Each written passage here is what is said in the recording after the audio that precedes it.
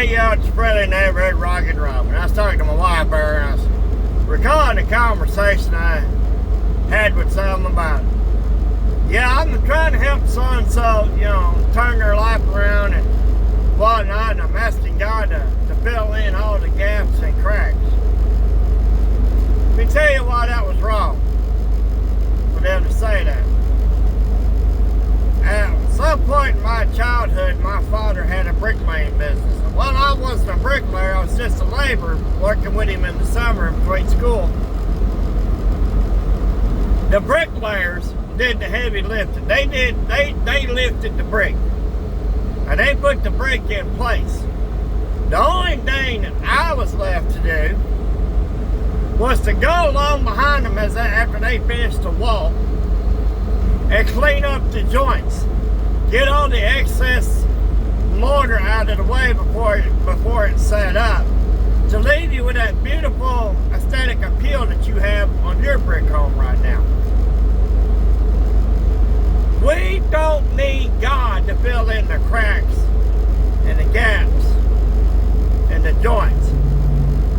We need to allow God to do the heavy bricklaying and use us to fill in the gaps, the cracks, and the joints. To help the person that you're wanting help by God throw all that extra garbage away. I remember going to a co-worker's house one time, me and a couple other guys. They had a real bad drinking problem. And they wanted us to be there to support them because they just got out of rehab and they were determined they were going to quit drinking. And we all joined together to support them and help them pour every drop of alcohol out down the sink and throw everything away.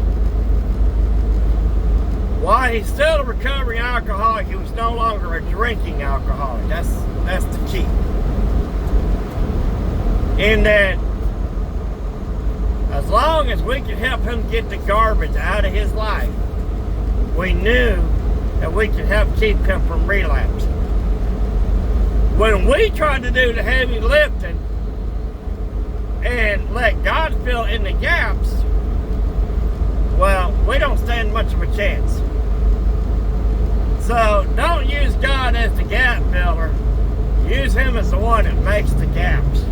The gap between what He wants someone to be now versus what they used to be. And you come in and help clean that up where God asked you to.